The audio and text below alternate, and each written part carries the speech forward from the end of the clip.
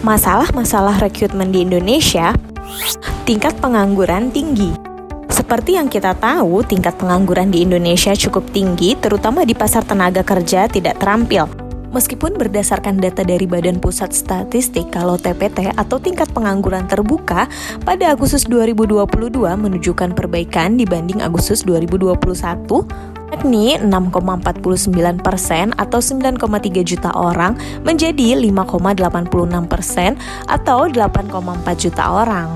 Hal ini dikarenakan unskilled labor kita yang masih sangat tinggi, sementara kesempatan mendapatkan pekerjaan tidak sebanding dengan jumlah talentnya. Fake degrees.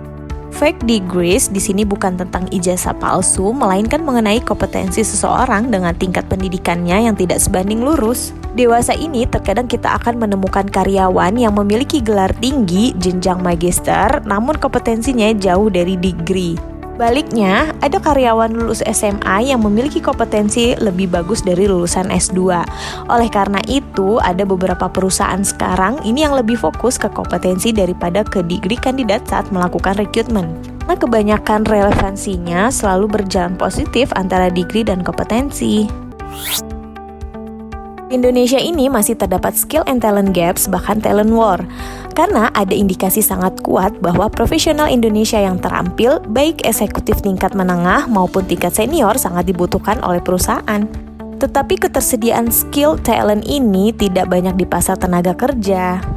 Atau dengan kata lain, permintaan skill talent tinggi tetapi ketersediaan mereka tidak terlalu tinggi. Secara prinsip ekonomi, ketika permintaan lebih tinggi daripada pasokan barang atau jasa, maka harga akan naik secara sporadis.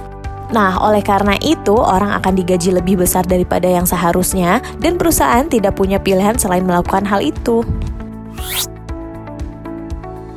Skill and talent gaps yang barusan dibahas akan berpengaruh terhadap bisnis terutama perusahaan.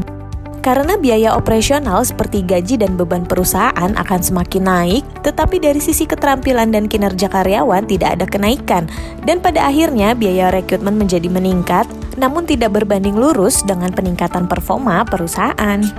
Sekian informasi untuk hari ini, jangan lupa follow kami untuk tips dan info seputar manajemen sumber daya manusia lainnya. Things will get better. AHS Promise.